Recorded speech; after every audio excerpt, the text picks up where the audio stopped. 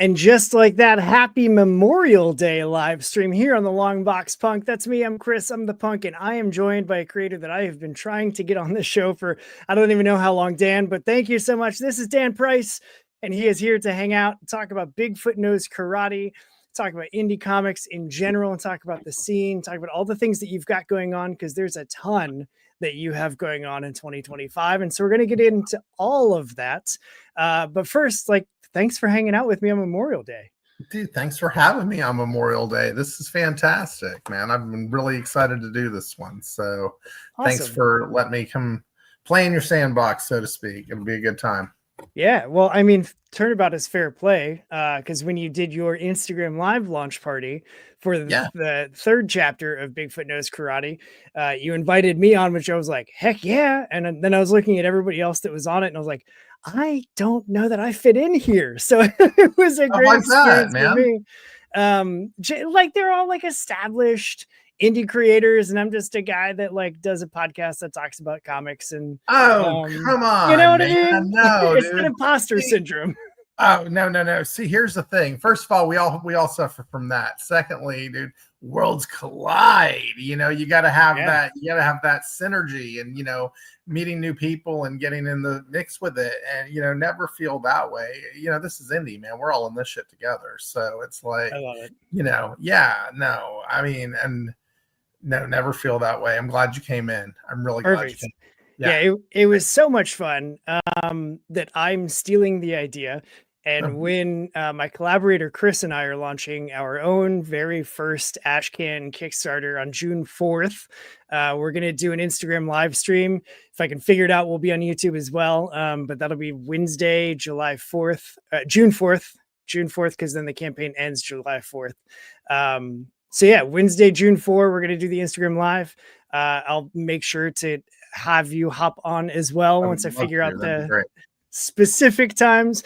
I don't think it's going to be as organized as yours was, but we also don't have as many people that we plan to have on. How many people did you have come through that night? Probably, there were 2 to 3 every 15 minutes, and we went from 6:30 to about 9:15. So and I was in it the whole time, and then Casey was in and out, and the homebrew guys were in and out, but it was I tried to get a lot of folks in there. Well, first of all, yes, steal it, because I stole it from Chris Saloff, so you go ahead. Everybody stole it. It's perfect. And I recommend it highly. The live launch is very effective. I've done it as by myself. I've done it with the homebrewed crew this year. I did, in terms of always had people in and out. And hell, even Chris and I, one year we did a dual launch at the same time, where we did a live launch party together and launched crit number 5 or 6, I think it was 7. I'm not sure. And we launched that book at the same time as we launched Bigfoot 2. And it was awesome. We both funded at $1,500 in 15-20 minutes. It was let's just go. And it's been, the live launch is very effective. Take it, run with it, have fun with it. I wish you the best with your campaign, man. I hope it's really, I hope you knock it out of the park with that. That's the hope. We're trying to keep everything as cheap as possible. Sure. Because we're not trying to we're not in it to make money, because it's comics.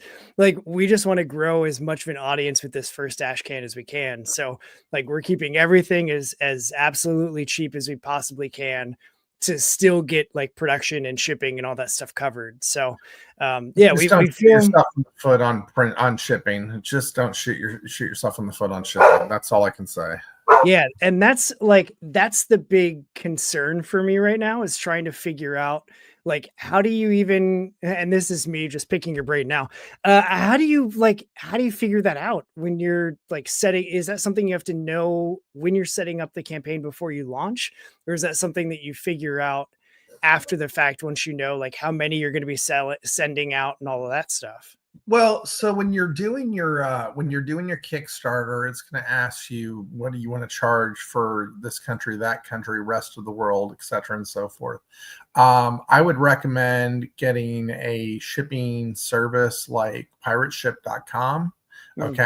And you can estimate out your shipping ahead of time. Just like what I did was like when I was estimating where I want to send something to London, and I got to figure out, roughly what it's going to cost me to send it to London. So I got the address for Buckingham Palace and Yeah. just put it in and figured out how much it was going to cost me to send it to the palace. And I was like, okay, roughly that. And then that's what I put in for England. You know what I mean? And Okay. but pirateship.com, it's a great website. It allows you Cool. to do shipping at a discounted rate. You can and it basically it figures out what your cheapest and your best options are for shipping. So at a discount, why not? You go get your thermal printer, it's label printers. Oh yeah. Okay. It costs you like 50, 75, 80 bucks. I mean, like get one of those, get the pirate ship account, and then you can take your database, your spreadsheet that you download from Kickstarter, upload that into your pirate ship, and then you can easily ship all your stuff. You don't have to sit there and handwrite anything out. You can just Chris, I promise you, it's going to be the best investment for your Kickstarter career. Is having your own ship, pirateship.com, having your own shipping label printer. Do you have to have a scale with that too? What? Do you have to have a scale with that too to like measure the weight of the packages? Yeah, I just use my kitchen scale, like the one that, like just for weighing burger patties or whatever. I mean, I think it weighs up to like 5 pounds or something like that, 6 pounds. I've never had anything bigger that I've ever had to weigh. I do that with my bathroom scale. I stand on my bathroom scale, figure out my weight, then grab that and then just do the math, awesome. And so, I mean, Dude, we're running on a bare bones, ship here. This is, but you're doing what you got to do. So yeah. That's, I mean, and like DIY surprise is at the core of like everything that we want to do. So absolutely, that's great. Super helpful. I'm definitely going to look into that sooner than later so that I have that figured out. So now that I've gotten all of my questions answered, thanks for coming on, Dan. Yeah, it was nice to be here. Thanks so much for having me, man. So let's talk out all about you. So like, what's your origin story? Like, how did you get into comics and how'd you start making comics? Like, where did this begin for you? All right. So I got into comics when I was about 8 years old. My friend Carlos wanted to go buy comics at the store. So we rode our bikes to the store and he was starting to get into them. And so we went there and I picked up a couple of books, Marvel Saga #8, X-Men #207, Marvel Universe #8. Picked up these comics and I was like, these are cool, and got into them. My dad saw me reading comics. So I went, all right, now we can do this together. And so it became a thing of, the comic collection. And my dad was really big into the collecting of it all, having all the run, we had a Fantastic Four run from #1 to 300. We were just missing #2. Okay. I mean, this was a serious collector doing serious collecting. Yeah. I just wanted to read them. I just wanted to draw them. That was all I really gave a shit about, but it was fun. We got to do that together. And it meant a lot of times going to the flea market, looking for old books and stuff like that and having fun with it. So it was good. And then when Image happened, then that was when it was like, I really want to make my own comics. That was it. I mean, you can create your own. I didn't know what IP was then, but you can create your own IP and go make your own thing. I'm in. Yeah. I'm in. I'm down. And so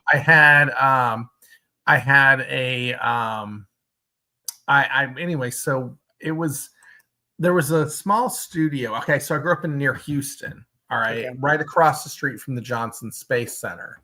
Okay, and across the street from the Johnson Space Center, there was a comic book store.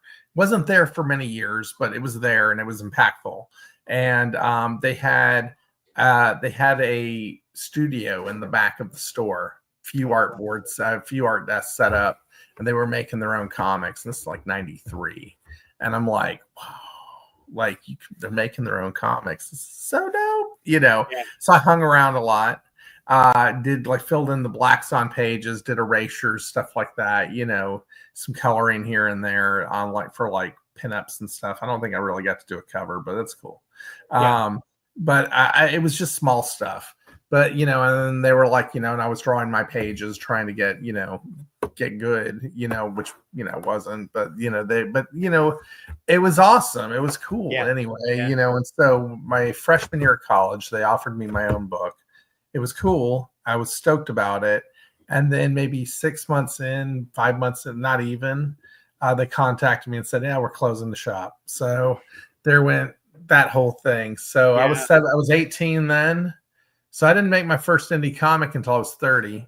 So after that, I was like, I'm just done. So I was 30 when I made my first independent comic, and I was just like one of those things. I had to get it out of my system. I had to. I was like, I just need to do this. So I came up with this project. It was called Latex Avenger, and Latex Avenger is a sidekick spermicidal foam lad, and together they repel crime 99.9% of the time. And he wore rubber on his head with a ribbed warrior. He was the ribbed warrior of freedom, and he had the, what was it called? The reservoir tip of freedom. He was a ribbed warrior of justice, and he was the defender of the bustling city of Getontopolis. You get it. You get where I'm going with this. Anyway, so. So I did that series for a while. It was cool. I mean, you had characters like Manibus the kaiju pot monster and like Kosher the pig, and my grandparents were characters in the book. And it was like Family Guy. It turned up to 11 on steroids. I mean, like, that's the best way to describe it. So I did that. Then I did a thing called Masters of the Obvious for a book called company called Hound Entertainment. And Masters of the Obvious was a sci-fi space parody. You had characters like Dr. Biclops. He has 2 eyes. And then the Visible Woman, you can't miss her. And LeBron the Snapping Turtle, don't make him snap. You wouldn't like him when he snaps. And like they flew around in a battle toaster called the USS Screensaver, having pop culture adventures throughout the galaxy. Well, do you remember the Screensavers? Yeah. In fact, look, so look at that. That's my screensaver tattoo. That's fantastic. Yeah. The artist on that book, my co-creator on that book, he also worked on Latex Avenger with me some. He actually passed away a few years ago, so I got the tattoo in memory of him. So Bon, miss you, bro. He was like a little bro, so he was like my little brother. He was amazing. Yeah. And but yeah, so after Bon passed and I had gotten married and had some kids, Bon and I did another project together called Excelsius: The Uphill Adventures of a Boy Named Stanley, and we did that for the Stan Lee Foundation and POW Entertainment. And so that was something. And after all that, I stepped away from comics, and I'd gotten married and was raising my stepkids, and Bon passed away, and that was a shame. And I just took some time away from comics. The thing with Bon really hit me real hard for quite a while. So I came back to comics sometime before the pandemic. At first, I started drawing for the Comic Jam. I don't know if you've heard of the Comic Jam, but it's unlike. Okay, so you do. Yeah, I know because you know Casey in a roundabout way, don't you? Yep. Yeah. So I came back through the Comic Jam and started doing some stuff through that. That's where I met Casey. Around that time, I started doing some stuff for Halloween Man by Drew Edwards. I did some interiors for him, a couple of covers, I think, at least 1 or 2. And then we did a couple things. We eventually did a Latex Avenger meets Halloween Man crossover book. That was a lot of fun. But I connected with Casey, and that's where we started doing Bigfoot Knows Karate together. And so Bigfoot Knows Karate, I mean, is something I'd been toying around with since 2014, started to really become what it is now in 2018. And we released the first Kickstarter in 2021. So it took a while to kind of get there. A lot of Casey kicking me in the ass going, when are you going to do something with this? When are you going to do something with this? So I did something with it. And he said he was going to come on as an editor initially. And there was just so much shit, Chris. I can't even begin to tell you. There's so much, like this Bible of bullshit of just like, oh my God. I mean, I just written and written and written, and I didn't know where I was really going with this. And I just dropped it on his lap and said, you figure it out. And he did, I mean, he made sense of my craziness while he was doing that. I was working like a proof of concept kind of thing for the book. And then we kind of came together in some weird, summit of sorts, and figured out what this comic was. And we've been rolling with it ever since, especially with like Casey taking the reins on Hanagon, and the new book we have coming up after chapter 3. It's been great working with him, and it's been great just the whole way around. So I hope that answered your question, because it took a long time to get here. So there you go. Yeah, sorry about that. No, that's exactly what, coming on a show like this entails, is giving the explanations. Yeah. So no, that's great. Like it gives a lot of color, especially with the timeline of, starting to work on it in 2014, starting to get it to where it is now in 2018, but then launching the first Kickstarter in 2021. Like that's a 3-year gap to work on the story. Was there, like, did you have self-imposed milestones that you wanted to hit before you felt comfortable with releasing the book, or like what was going on during those 3 years? It really, so from like the 2017 mark is when I started redrawing the character because originally it was supposed to be a comedy and live in the latex Avenger land, Okay. and I refused to call it a universe. It's a freaking stupid comic. I'm kidding around. It was supposed to live in that universe, for real. And but it didn't work. It wasn't funny. It didn't work. Okay, so scratch all that. And then, but I loved the name. I loved the book, title, and I had it like pinned on the wall for like years, just sitting there staring at me. And I came back to it, and I started drawing him like this, like over here with these gaunt warrior eyes, and like this pensive expression, and like. And started thinking about it. Like, if you were the only one of your kind in your species and nobody knew you, nobody cared, nobody believed you existed, what would that do to you? What would that do to you, like your soul and your psyche and all of that? And that's where it all spun out from. Okay. And it couldn't be this trite revenge story. It couldn't be the typical kung fu movie that we've seen so many times. You know what I mean? It had to be, there's nothing to get revenge on. I mean, think about it. If you have nothing, you are nothing, nobody believes you, or even you can't make Taken out of that. You know what I mean? Like you got to do, you got to do something completely different. And so that's what it was. But it was a lot of time of me just drawing them, in poses and stuff like that, and just me doodling on Instagram. And thinking while I was doodling, and Casey, again prodding me, but I took a really long time to think about what the story was going to be, and it had to be. Look, I mean, I hear the argument: there's nothing original in comics anymore. There's nothing original in the world anymore. Whatever, shut up. Because obviously, then the people who said that didn't watch Severance recently, because Severance is such a new, fresh, and original and unique show. Don't tell me there's nothing original anymore. You know what I'm saying? Like I refuse to believe that. And so it took, I mean, I don't know if I could say everything in this book is original, but really tried to come up with some unique shit. And I think that, we sold the book like it was Godzilla versus Kong meets Kill Bill with a twist. And the first book was all about, Bigfoot versus Cthulhu, was like how we sold the comic. And, and that got people excited. And then we released it, and then people were like, oh shit, this is not what I expected. It was everything you told me it was going to be, but there was a whole bunch more going on. And that was very much by design. So so over those 3 years, there was a long period of just like devising the story. And, I mean, having, I hate the word world building. You know what I mean? It's not that it's just something that I hear too much, because we didn't create a world. I start with a character and span out from that and build the world based on what the character's need is.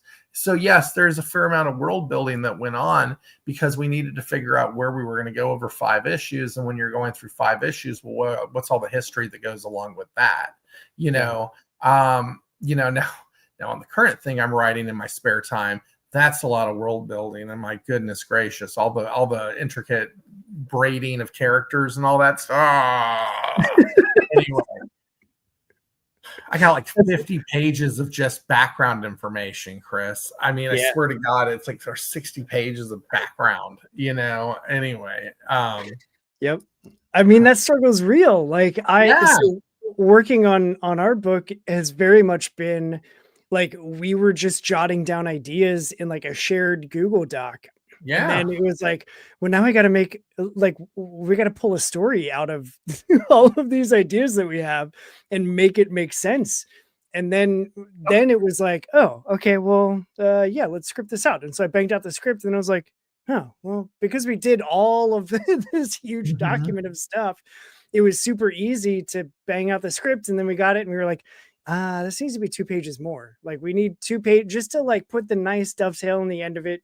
Sure. So it's self-contained and all that. Cause we're, we don't want it to be like oh, this is an introduction, and like you have to wait for the actual book to like, no, we want this to count as its own thing. And so we didn't want to just be like, yep, here's the intro. Here's the first, 6 pages of the story that we're eventually going to release. Like, no, every story should be a complete story. And so the approach to writing then is different than just like, oh, let's script something out and like go. And that's the learningness of like being new with writing comics, but it's super fun to do. Like I'm like, why am I even clocking in Monday through Friday? Like, can I just quit this and like just make comics all the time? My wife is like, no, you can't. You're not allowed to do that. Like, come on, babe, I want to have fun. Yeah, no, I get it. But no, it's funny. I would, while wouldn't it be great to do that? I think I would also go a little nuts too. I mean, I work from home anyway. I've worked from home for almost 11 years. So I can sweat that. That's not a big deal, but it would be like, taking this thing that I truly love. And I mean, not that it's not a business now, it's totally a business now. And I'll get into more of that in a minute when we start talking about homebrew. But but not that it's not a business, but it's that thing that it's almost therapy in a way, you know what I mean? And maybe, one day would it be nice to do that? Yes, it would. But there's some things that would have to take place in my life to make that possible. You know what I mean? And to take that, to gamble on myself in that way, I'd love to, but the timing's got to be totally right. You know what I mean? And, maybe I'm making, with what we're doing at Homebrew, maybe we're making some inroads to make that happen in a few years. We'll see. I don't know. We'll find out. Yeah. And that's also kind of the fun of making comics too, is we'll see aspect. Like, Chris and I both talked about before we started like setting up the Kickstarter. It was like, okay, so when it comes to like the goal and funding and all that stuff, and almost at the same time, like we texted back to like, we're not making any money on this. It's purely going for like production to make the book because we want this story out there. And so it's like that we're not doing this to become rich overnight, like my mother-in-law, who doesn't get it and no experience with comics before I came into the family, was like, so is this going to be the job now? Like, are you quitting your job? And I'm like, no one making comics makes any money. Like, it's because we love doing it. Like, It's just a hobby that happens to have a transaction, but it's because we're already spending money to make it.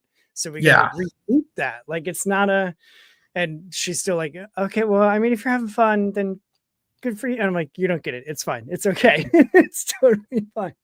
So like, speaking of having fun though, like how much fun is it to write Bigfoot Knows Karate? Oh, writing it, drawing it, it's all a blast. I mean, it really is, it's one of those stories that has so much of it's so accessible to so many areas, because it's not just a Bigfoot running around the woods, and it's not just a martial arts story. It's more than that. And because we're playing with cryptids and kaiju and creatures of lore and mythologies from, all these different mythologies that we can take a little here, borrow that there, what it allows us to do is just go in so many directions on top of all the things that we've created from scratch in the story. I mean, while we're talking about, while we have like what minotaurs and and Mothmen in the second book and all these other things going on, there's also this purple harbinger lady who keeps showing up. You know what I mean? Like that.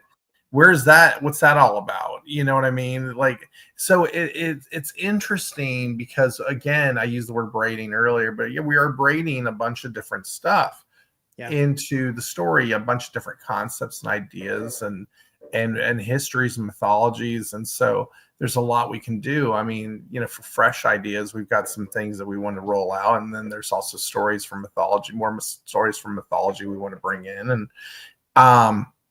I think there's just a lot we can do with it. So yeah, writing it is a blast because look,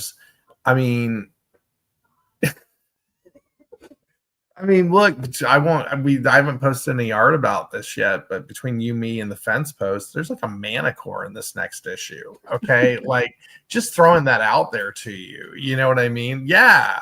What the fuck, right? Why not? It's funny when we were working on issue 2, Casey said to me, do you think we're going a little off the rails? I said, oh, Casey, we went off the rails with like page 2 of the first issue, man. I mean, like seriously. And so, and there's some stuff that goes too crazy. Like with the Minotaur, I wanted him to have, a symbiotic Venus flytraps all over his body. Okay, like that were man-eating Venus flytraps that had attached themselves to this, and Casey's like, we're not doing that. I'm like, come on, but there's always something like in each issue, like that we're both like, one of us is like, I don't think so, dude. And like the other one has to sell the other one on it. And it's like, yeah, Manicar. Yeah, exactly. It's going to be cool. So yeah, it's, there's just so much we can do with it. And we have a chupacabra with a fucking shotgun, dude. I love that character. I love that character. He only had a couple of pages in his first appearance, but we really get to do something with his name's Diego. We really get to do something with Diego in book 2 or 3, and then expand on him more as we go. So, it started off as this lonesome Bigfoot just kind of wandering through the forest, protecting little bunnies from wolves. And now he's got he's got the posse, and didn't even expect that to happen. So it's cool. It's a lot of fun. That's awesome. And I admittedly only tapped into the books with Hinnigan. Right. And that was my first, and I did the digital catch up tier. And so I was like, well, do I start with 1 and 2 and then read I'll just do that because that's how they came out. And Hinnigan was so different feeling. Sure. Because it's the black and white and a different artist that's doing it. Are there going to be more like Hinnigan that are single standalone stories? Oh yeah. No, we got another one coming out end of the year, beginning of next year. It's Bigfoot Knows Karate God Killer. And that one's going to be written by Casey, a little bit of help from me, but mostly Casey.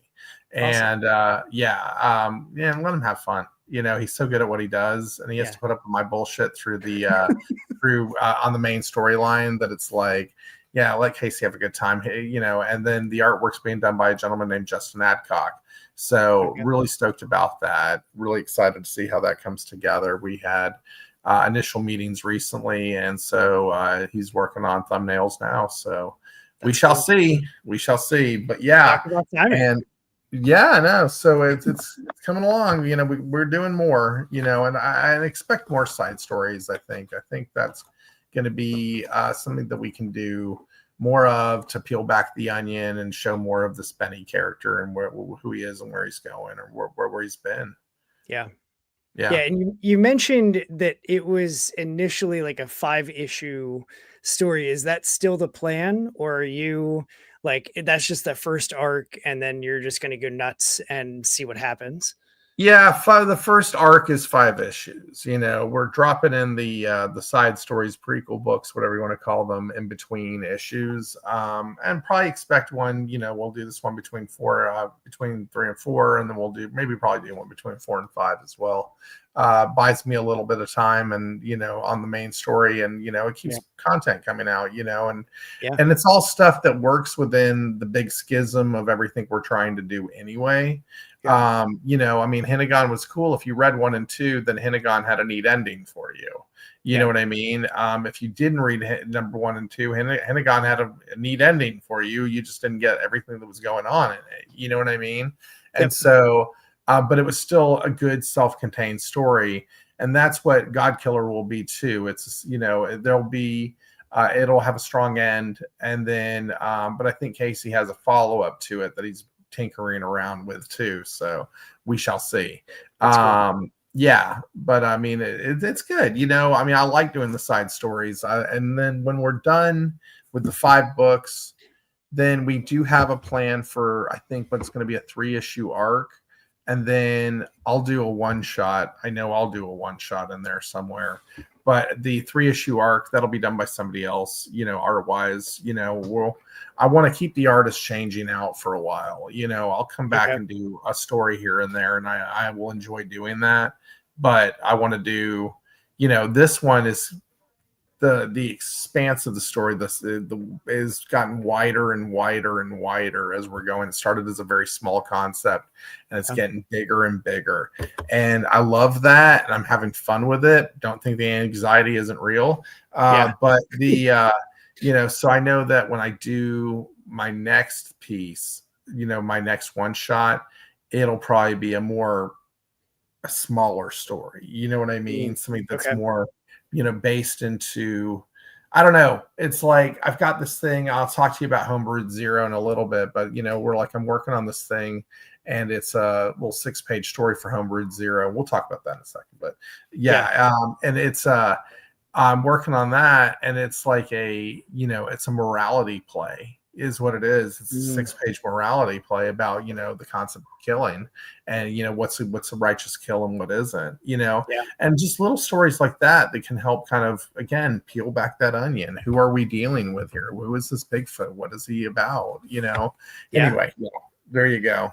Yeah, that's good stuff. And so, like, with working with Casey on it, how does the collaboration between the two of you work to then turn into the final product?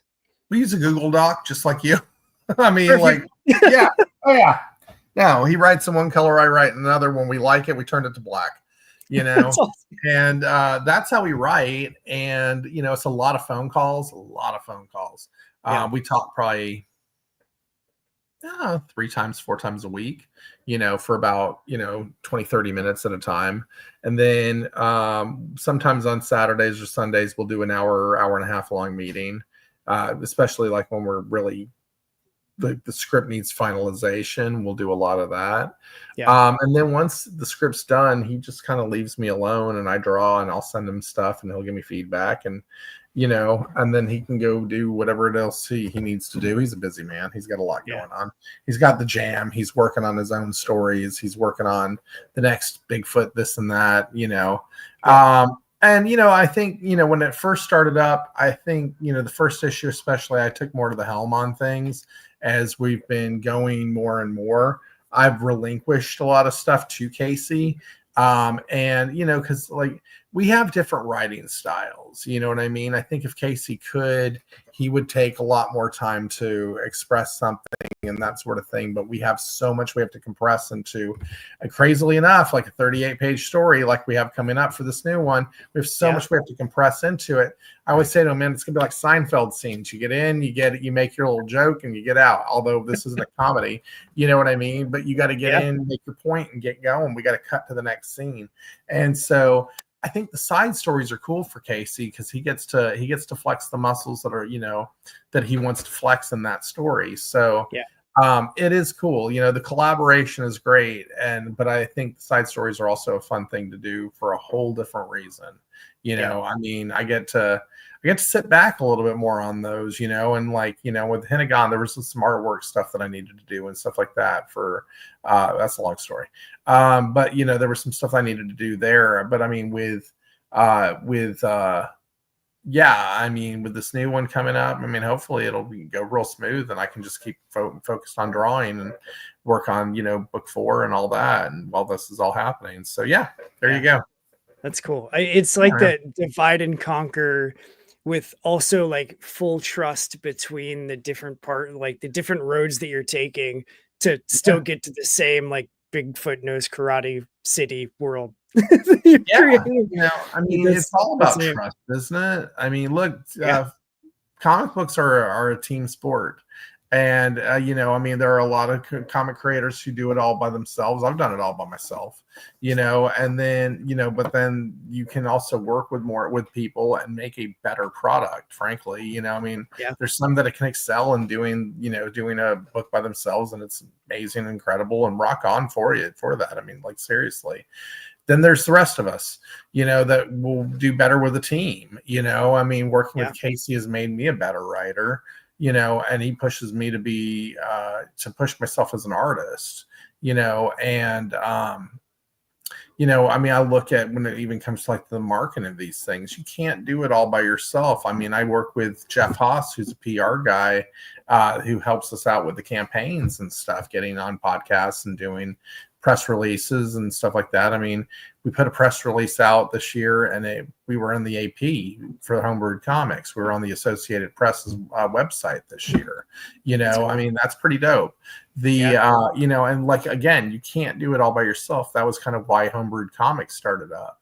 We, Chris Saloff, Drew Lenhart, myself, Dennis Valencia, we started up this company. I mean, well, Chris and Drew did, and then Dennis and I came on a minute later. But in the effort to get to the next level, B, we can't do it all ourselves. So why don't we bring our expertise? Everybody bring their different expertise to the table, and then we can, as a group, we can excel. You know what I'm saying? But that is the end goal there. So, yes. So yeah, I mean, it's incredible what you can do alone. But you need two things. You need an audience. You know what I mean? You need an audience for sure. And to have other people who can support you during the process, it makes it all the much better. I mean, the last thing you want to do is work in a vacuum. I mean, it's great to make the thing, but if nobody can see the thing, then not what was the point? Because that's not the right attitude. Because I mean, you had fun making it. Don't get me wrong, but don't you want to see somebody actually read it? You know what I mean? Like that's kind of the idea.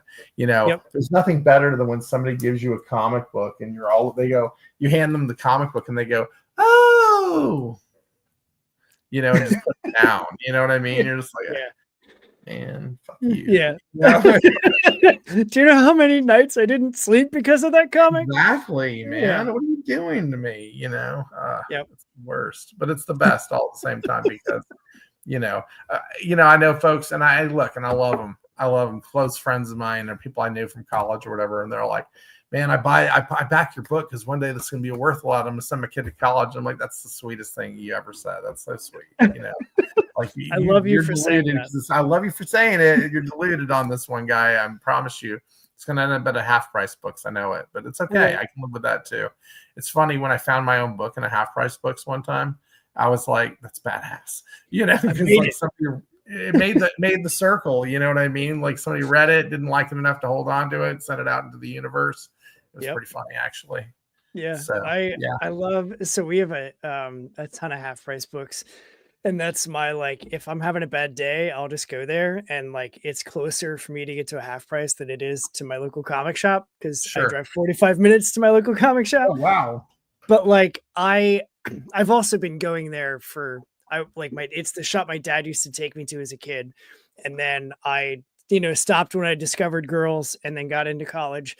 And then in college, I was like, this is dumb. I want to go to a comic shop. And so I went back there because I was like, well, I know this one. And then at the time it was 20 minutes away. Well, then I got married and moved to the other side of town. And so now it's 45 minutes away, but I'm like, they know me by name.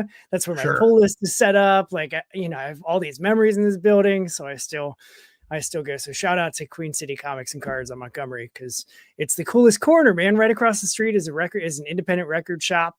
There's a pizza place and a local brewery on the other corner. And then there's a parking lot so you can walk to all three. Like, it's the best corner in all of Cincinnati, and it's not even in Cincinnati proper. So I was going to say something and I completely lost where I was going, Dan. What the hell was I going to ask you?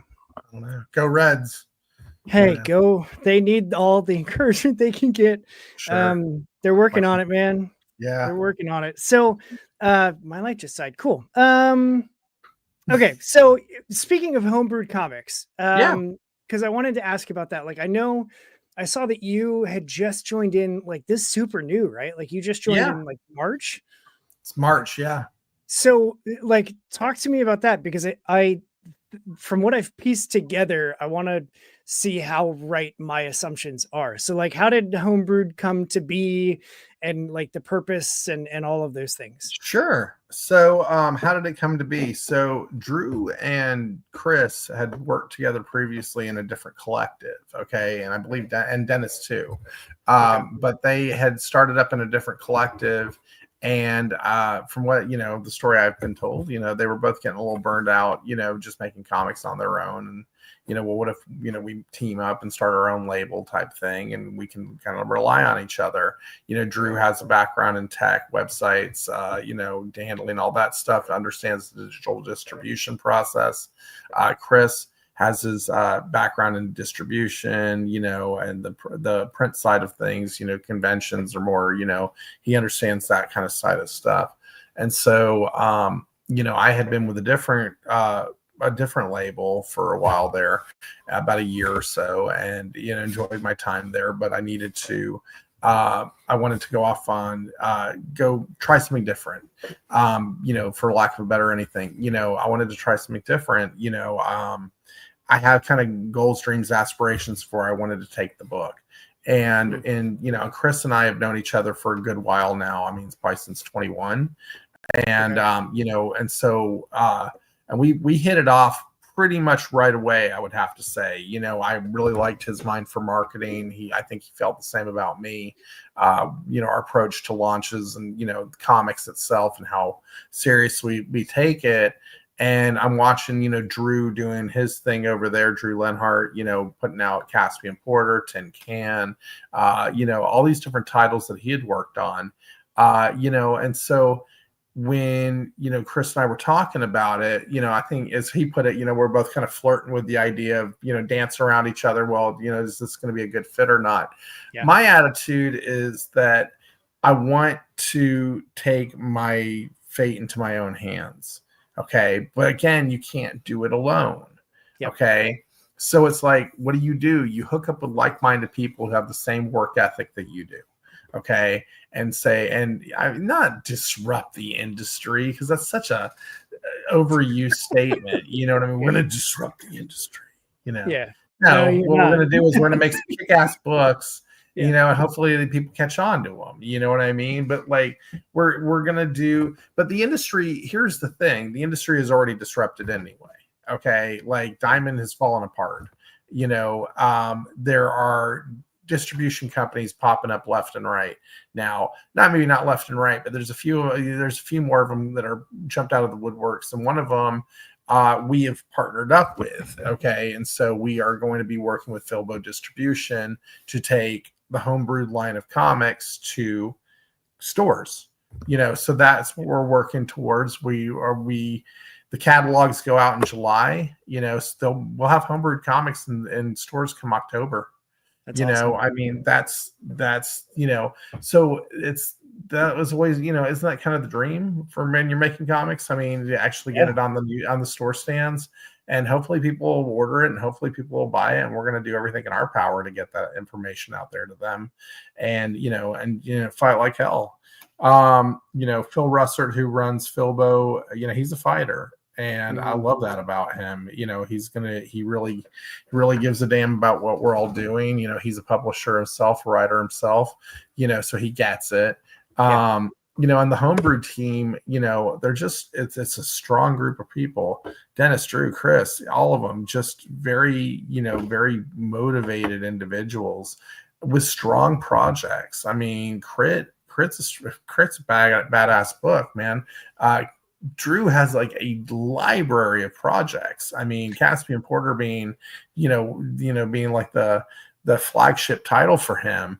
I mean, like a space delivery guy, who makes bad decisions, ends up in prehistoric Mars. I mean, that's insane to me. You know what I mean? Like Yeah. Crit is based on the roll of a dice. It's based on a homebrewed superhero D&D campaign that Chris and his friends play, and everything that happens in their game goes into the comic book. So that's how, Awesome. I mean, that's nuts. And then Celestial Knight, I mean, that's our cape.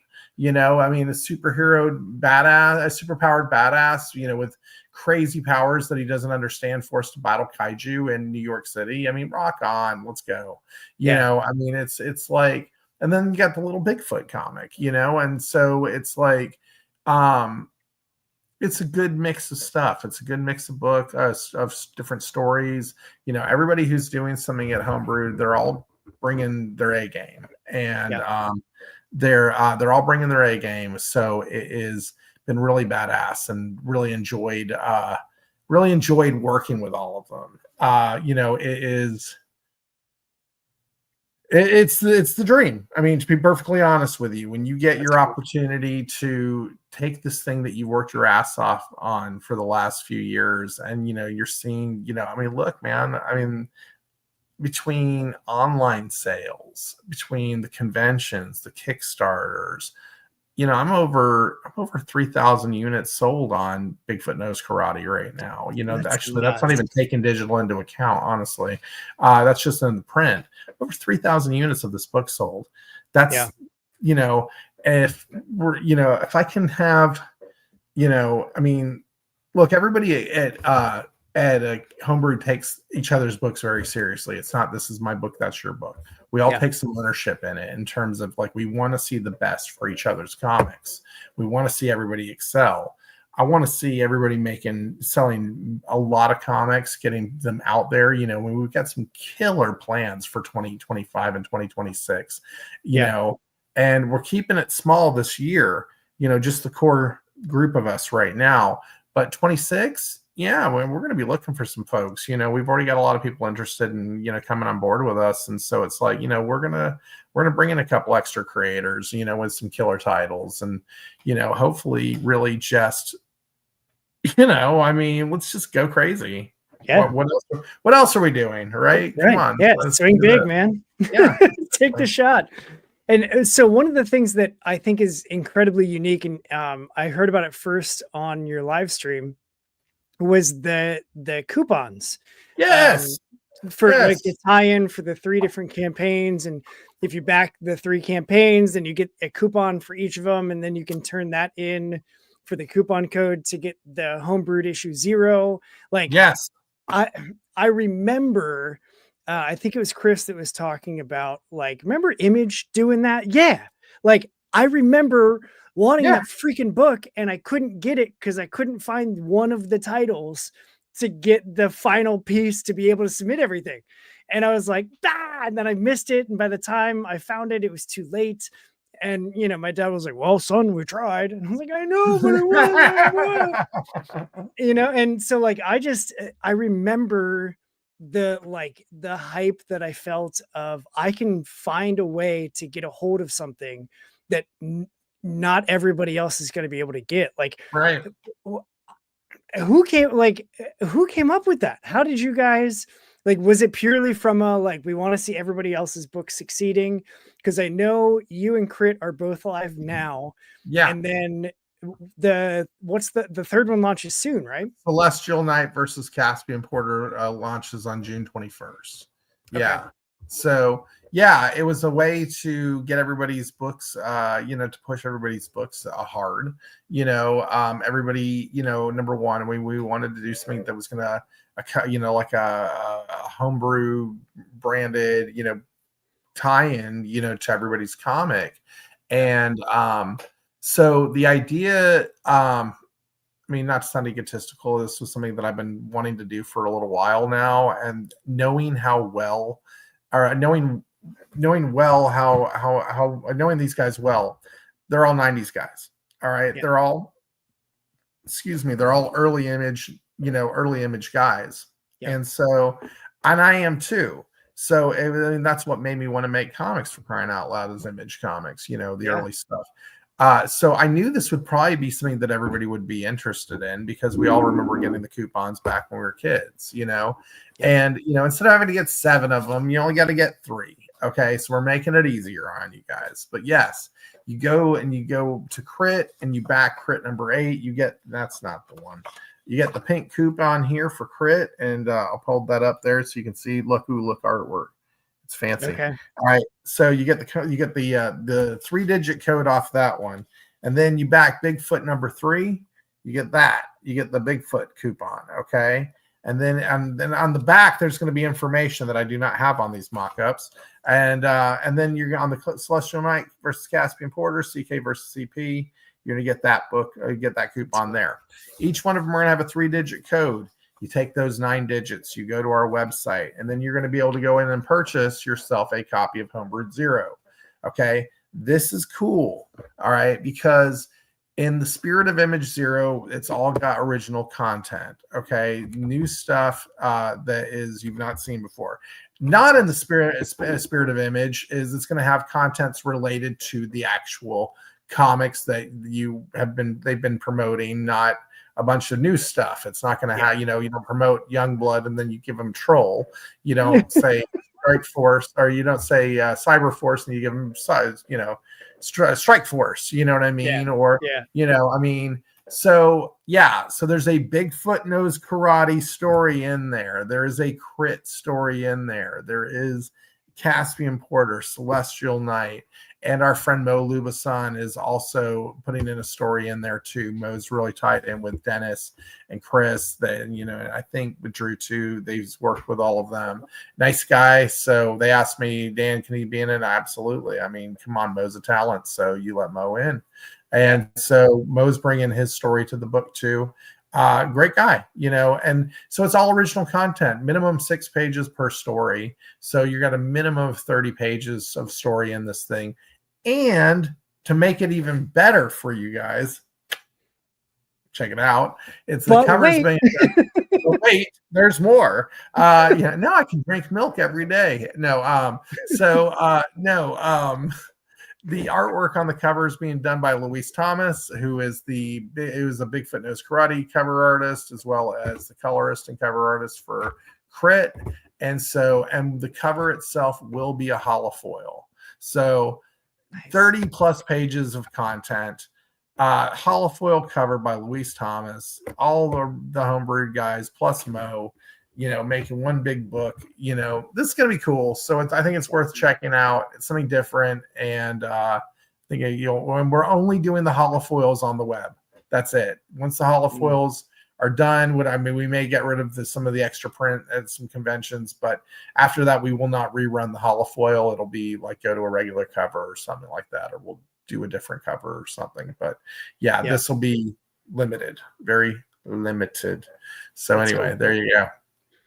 I just like, as I was reading it, so when he mentioned the coupons, I was like, man, that's freaking cool. And then reading through it on the Bigfoot campaign page, I was like, oh shit, this is like super well thought out.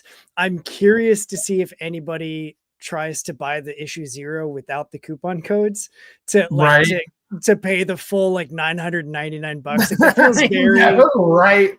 That's feels very like bad idea. Yeah, that's one in the slush fund. We already made that joke. Like if somebody actually buys it at full price, then that's going into the advertising budget. So rock on. Yeah. I just bro. Right. Like you had your chance. It was right there. Much cheaper too, by the way. Much cheaper. Yeah. Hey, you know what? People want what people want. So yeah. It's true. It's true. Yeah. If they want to be the one person to be able to say that they were the one idiot that paid full price for it, hey. We'll take the money, man. Yeah, man. That's awesome. And like just personally, the blue and like purple color scheme for homebrewed, right in my alley. Oh, right on.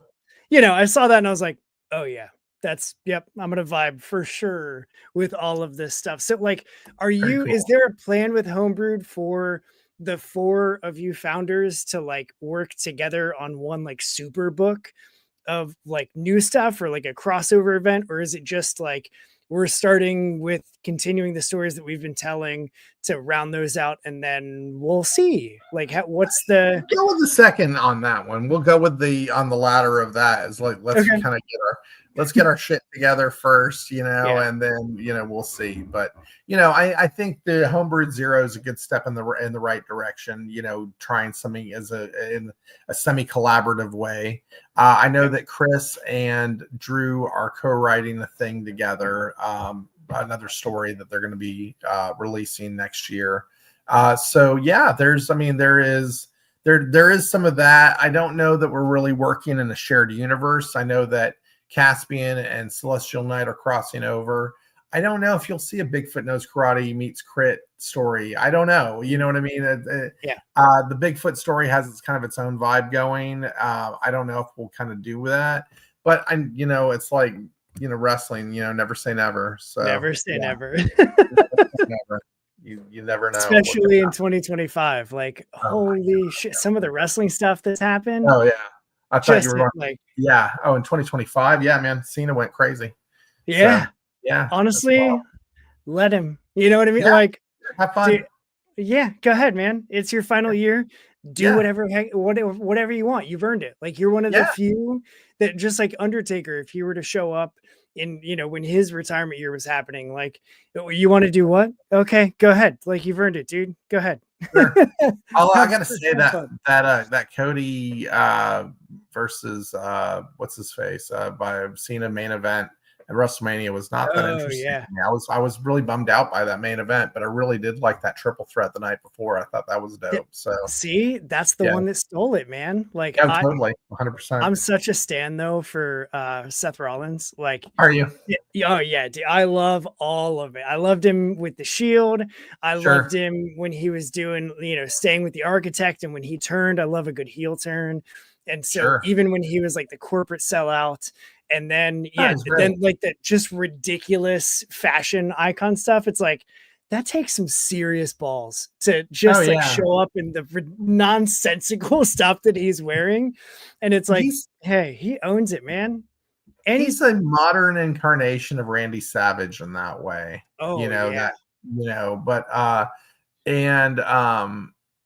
No, I like Rollins. The thing that always stands out to me was, I think it was WrestleMania 31 when he did that curb stomp on Randy Orton, who popped him up in the air and gave him the RKO. Yeah. Oh, that was one of the most beautiful things I've ever seen in a wrestling ring. I was like, that is incredible. Both those, I'm not even a big Randy Orton fan, but that was like, both those guys got credit from me on that one. I was like, that was great. And then he came out and won the title, and that turned it into a triple threat for Rollins. So that was cool. I was like, really, because I had been out of wrestling for years, and it was around that time that I decided, well, I'm gonna buy WrestleMania. Why not? I didn't know, I was freshly married. It wasn't like I was going to the bar with my buddies anymore or something like that. Stay home and watch wrestling. That seems good. And we watched WrestleMania 31, and I've been watching it since. I mean, I kind of got back into. I don't watch it. I don't have Raw. I guess that's on Netflix now, but I don't have time to watch Raw, SmackDown, all that stuff. But most of the PLEs, I'll sit down and watch the PLEs, and I listen to podcasts to actually stay up to things, because, who's got time? I mean, it really, it's just too much content. And AEW, that's there too, and that's crazy. So good, man. So we, like, when AEW started, we were religious and we were watching it every Wednesday. Oh, yeah, me too. Partly that I was watching was AEW. I was watching it really hard for a while there. Like that first Double or Nothing, Cody versus Dustin was dope. But I mean, I love the upstartness, the whole punk rock of the whole thing. Like, we're doing something completely different. I was really religious with that for a while, but then, life happens and you get back to what you're doing.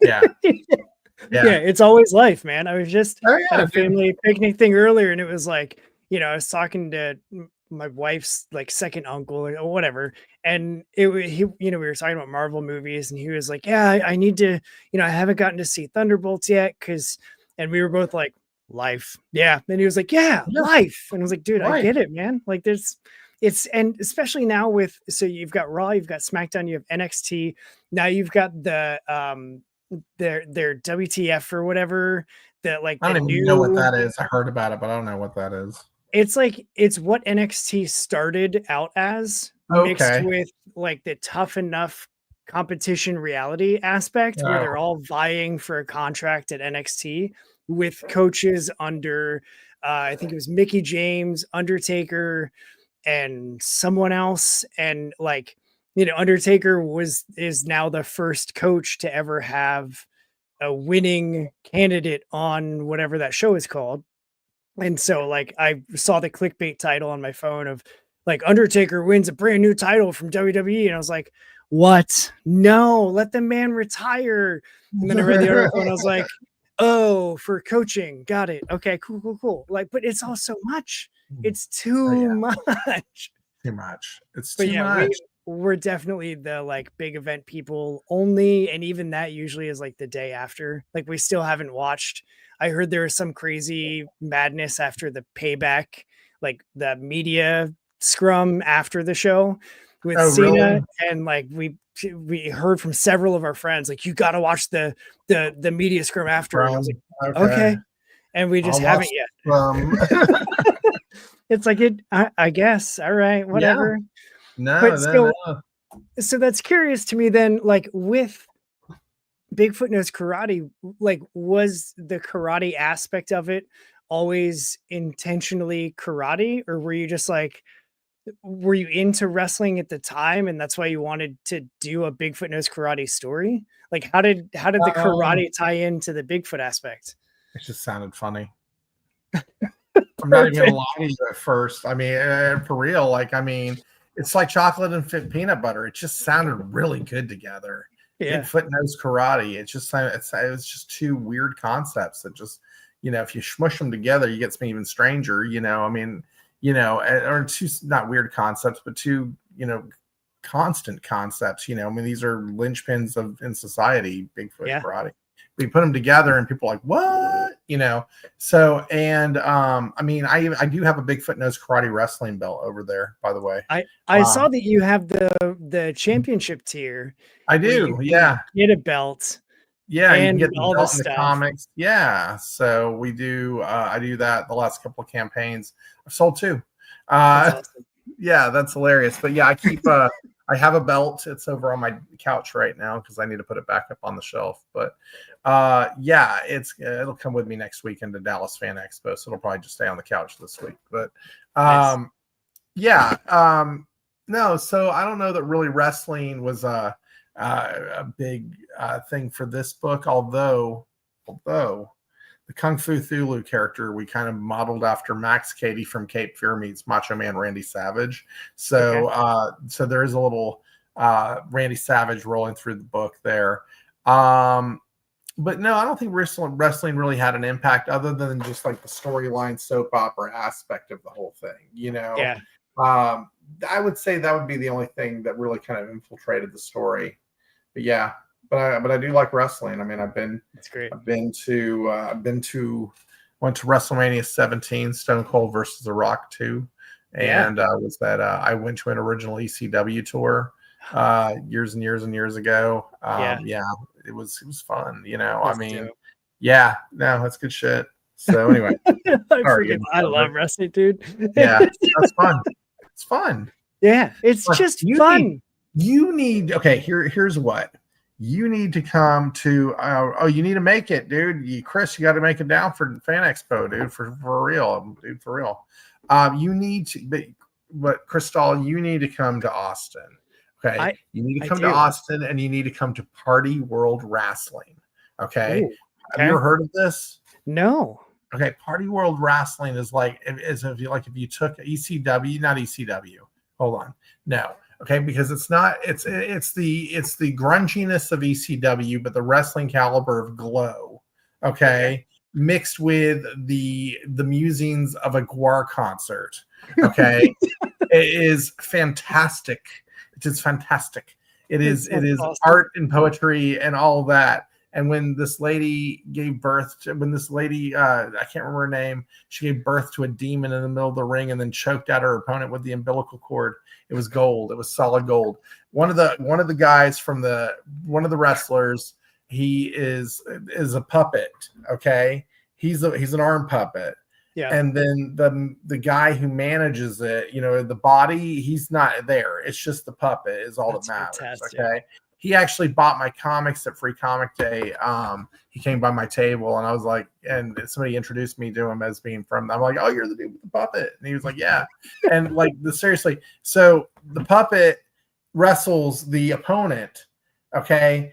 Well, they had a fight and he threw the puppet through the dude onto a table, went up the staircase. The guy running it takes the puppet off of his arm, drops the puppet off the staircase onto the dude on the stairs, and the guy on onto the guy on the table. The dude on the table has a pull wire.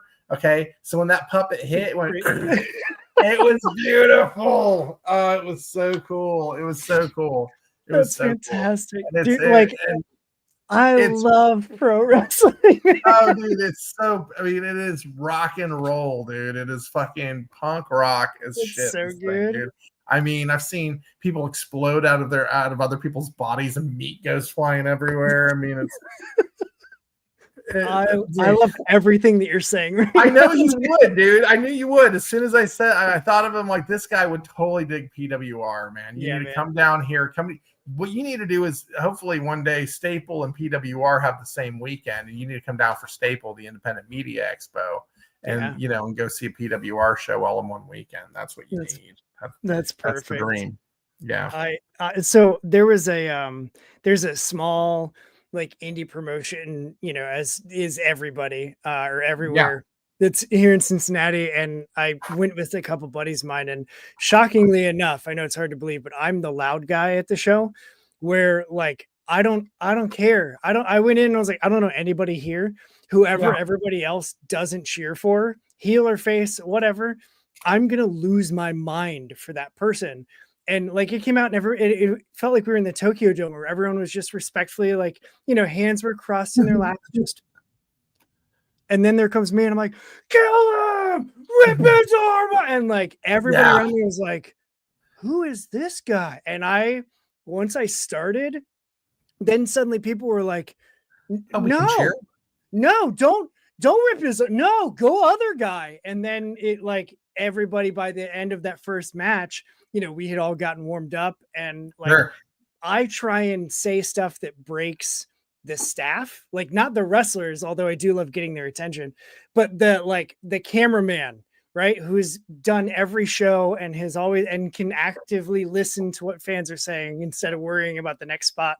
But I don't even remember who it was. I don't remember what I said, but there was something that it just fell out. I couldn't stop it. And I said something and the cameraman was like already leaning on the edge of the ring with the camera. And he just was like, and looked over at me, and I just was like, yeah, that was me. And that was me, dude. He started laughing and like shook his head down and then remembered like, oh shit, I'm running camera right now. Right. He was like, and he like quickly like moved around the ring to get further away from me so that he couldn't hear it. Cause I was just like, I just have a good time, man. Like that's the live wrestling experience for me is like, there's 100 people in this gym in a YMCA in the middle of Coleraine, Ohio, like whatever. Like, let's just have some fun. Absolutely. 100%. I love going to indie shows whenever I get the opportunity to do it. Yeah. What's her name? Thunder Rosa has a thing out in San Antonio where they play out in this town just south of Austin called Buda. They do shows out there at this place called Pinball's Kingdom. It's awesome. It's so cool to go out there and just watch them do their thing. And yeah, I thoroughly enjoy it. Yep. Well, let me see. I think. Yep. Check. Cool. Those are my official notes, but I have two more things for you. The first is we're going to pose and I'm going to take a screenshot and use that as the YouTube thumbnail. How do I do a one-handed karate pose? That's we'll do this. All right. 3, 2, 1. We'll take a few. Cool. The other thing is the one that I pre-warned you about. I love doing this show because I talk to people of all walks of life, all different experiences, but we all have the common through line of loving comic books, specifically indie comic books. So Sure. I love at the end of my show to just stop talking and turn the mic over to my guests so that if there's anything you want people to hear directly from you, it could be about like, hey, go back the Kickstarter that funded in 28 freaking minutes for 28. Bigfoot Knows Karate 1 through 3. It could be about like why Party World Wrestling is the best promotion. The content doesn't matter to me. I just want you to have some space to be able to share anything that you want people to hear directly from you. So the floor is yours. Floor is mine. Okay, kids, get ready. Chicks dig me because I rarely wear underwear, and when I do, it's usually something special. No, I'm kidding.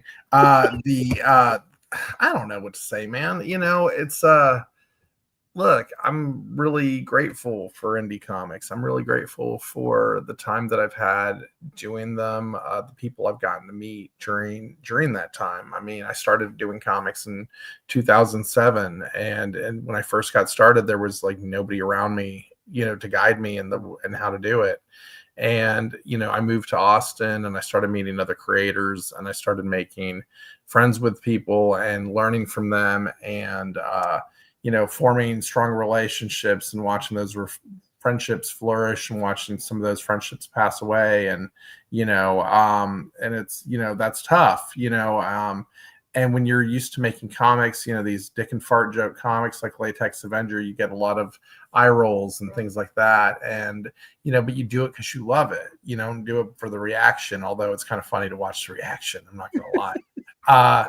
But, you know, and then you know, I took this break and I, in that time, you know, I'd gotten married and I had wonderful stepkids who I love so much, and they're just incredible people. I got to help them, you know, raise them.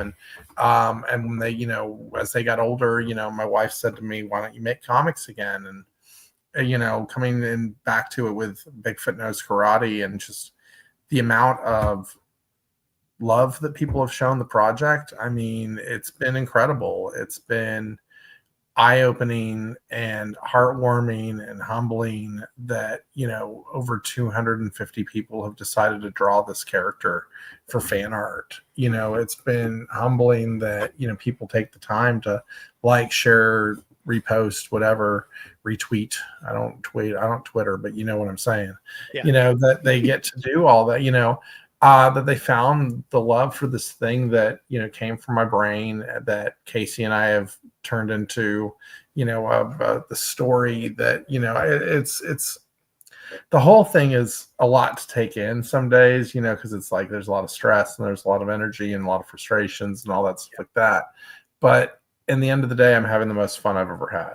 You know, I mean, like, I'm living a very charmed life right now is the way I kind of look at my life. I have an amazing wife. I have an amazing children. I love my job. I love making comics. Like, that's the dream, man. It's the dream, man. That's it really is.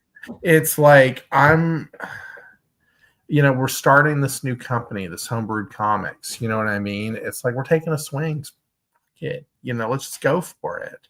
Yeah. You know, I have nothing to complain about right now. Anything I complain about, I must be the biggest wuss in the world because there's not, you know what I mean? Yep. You know, so I'm like, so thank you.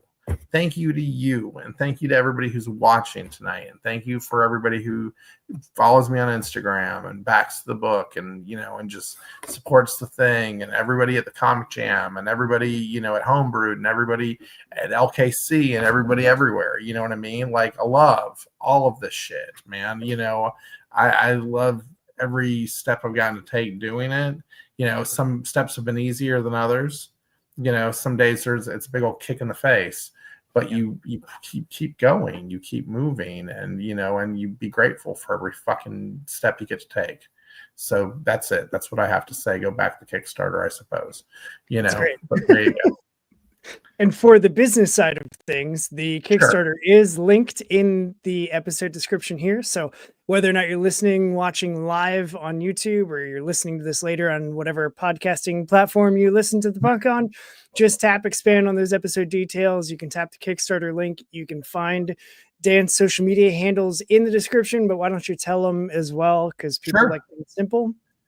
Go to Instagram or Blue Sky, and you can find me at Danomite139. That's DANOMYTE139. So Danomite. There you go.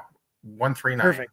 Yeah, there you go. Or And and if you real quick, homebrewedcomics.com. Check us out there. You can get links to all the different campaigns we have going. And if you want a deeper dive on Bigfoot Knows Karate, go to bigfootknowskarate.com. Can you believe it? I got the URL. Nobody took it. Can you believe it? Nobody got that one ahead of me. I can't believe it. It's crazy. I don't. It's shocking. That's the beauty of picking a very niche title. Mm-hmm. Is you don't have to worry about.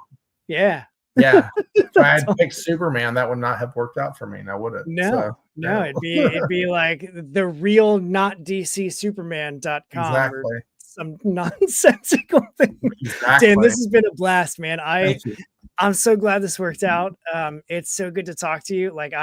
This was so much fun. And I will send you the details so that when we launch Barricade Brigade on June 4th on Instagram, at least, we'll plan to get you on and come through then as well. So You got a deal. I will get you those details. I appreciate you a lot. And just all of your energy and everything that you're doing in the indie comic space. Cause I think Homebrewed, I think you're tapping into something that is just going to take off. And that's my hope for Homebrewed. And just to be able to say yeah, I remember when, and even though I'm a punk, I still sometimes like to be a hipster. So hey, you know what happens to the best of us, dude, for sure. That's right. And thanks so much for having me on tonight. Seriously, I like your show. I always enjoy watching it, and I'm glad that we finally got to connect like this. It's been a lot of fun. Yep. Awesome. Well, I appreciate that. For everybody watching, thanks for tuning in, for signing off in the comments, for showing love to the stream and to Dan and to all of the things that we have going on. If you liked it, share the show with a friend, do the YouTube thing and subscribe and like and whatever. I don't care. I'm doing this for me. If the fact that people are into it is shocking still to me. But I love it. And I'm going to keep doing it because I love indie comics. So what's a good podcast without a good tagline? This one's mine. Go do what's good for you, punks, and read some indie comics because they're good for you, because we are out of here.